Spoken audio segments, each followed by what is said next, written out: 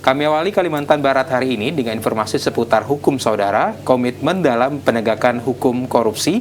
Kejaksaan Tinggi Kalbar menahan B, tersangka kasus dugaan pidana korupsi dalam pembebasan tanah di Kecamatan Sungai Kunyit, Kabupaten Mempawah.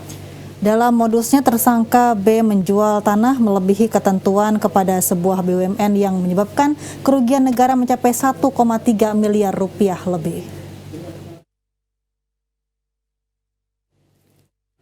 Kepala Kejaksaan Tinggi Kalbar, Masyudi, membenarkan tim penyidik tindak pidana khusus Kejati Kalbar telah melakukan penahanan terhadap tersangka berinisial B.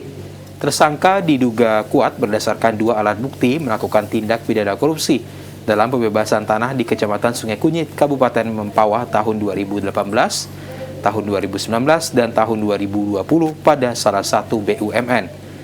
Kejati Kalbar Masyudi menegaskan pihaknya tetap berkomitmen akan menindak semua tindak pidana korupsi yang telah terjadi di Kalimantan Barat.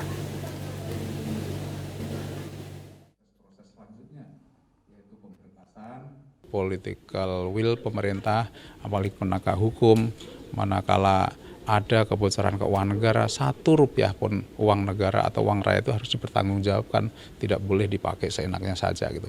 Sehingga ya semakin lama tentunya negara ini harus semakin baik, semakin sejahtera, semakin makmur gitu ya. Kalau tidak ada yang korupsi, insya Allah hak-hak rakyat itu akan bisa terpenuhi. Harus semakin baik, semakin baik, semakin baik. Dan ke depan kita juga berharap dengan penegakan hukum yang jelas, yang tegas itu semakin berkurang dan bisa ditekan korupsi ini. Dan semakin baik, karena uang ini benar-benar sampai ke rakyat.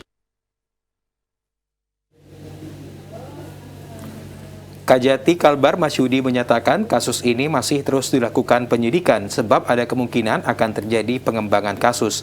Perkara tersebut akan segera diselesaikan dan akan dilimpahkan ke Pengadilan Tindak Pidana Korupsi pada Pengadilan Negeri Pontianak jika penyidikan telah selesai dalam waktu dekat.